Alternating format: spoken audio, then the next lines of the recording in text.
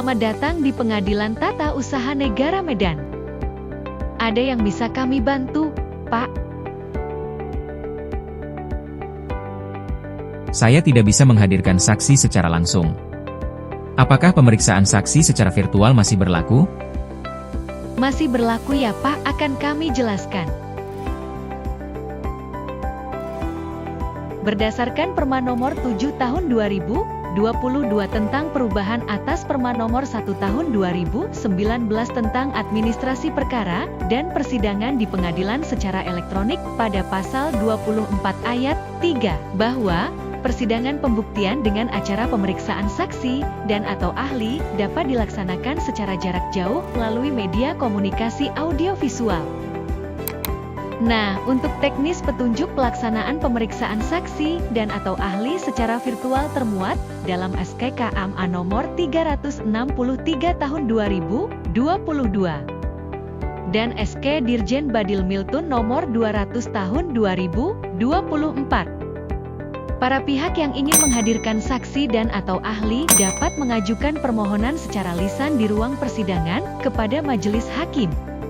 Disarankan dari awal persidangan atau secara tertulis melalui pelayanan terpadu satu pintu.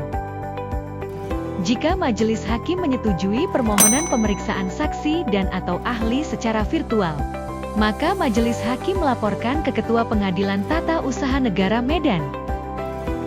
Setelah mendapat laporan dari majelis hakim, maka Ketua Pengadilan Tata Usaha Negara Medan berkoordinasi dengan Ketua Pengadilan tempat saksi dan atau ahli akan memberikan keterangan melalui telepon maupun surat elektronik terkait rencana penggunaan gedung pengadilan tersebut. Setelah mendapat informasi ketersediaan dari pengadilan setempat, majelis hakim menyampaikan kepada para pihak di ruang persidangan bahwasanya pemeriksaan saksi dan atau ahli dapat dilakukan secara virtual sesuai jadwal yang ditetapkan. Persidangan secara elektronik dilaksanakan dengan prasarana meliputi ruang sidang, ruang pemeriksaan, perangkat telekonferensi, dan perlengkapan pengambilan sumpah sesuai dengan agama atau kepercayaan saksi dan atau ahli.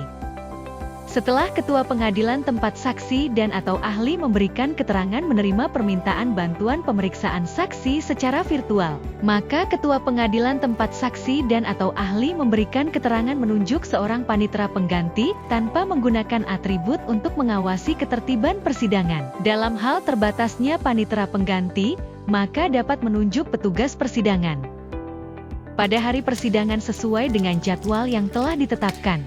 Para pihak yang menghadirkan saksi dan atau ahli mengarahkan saksi dan atau ahli untuk konfirmasi ke aparatur pengadilan tempat saksi dan atau ahli akan memberikan keterangan.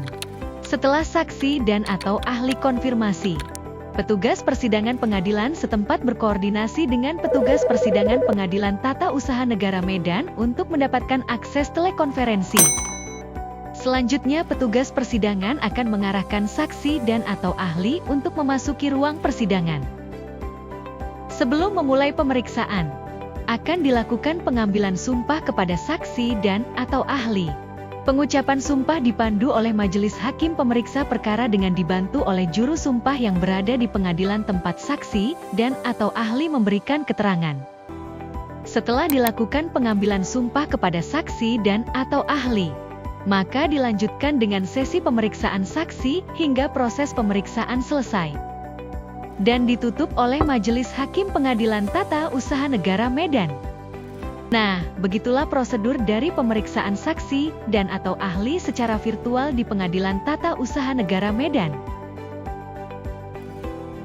Oke, saya sudah mengerti sekarang.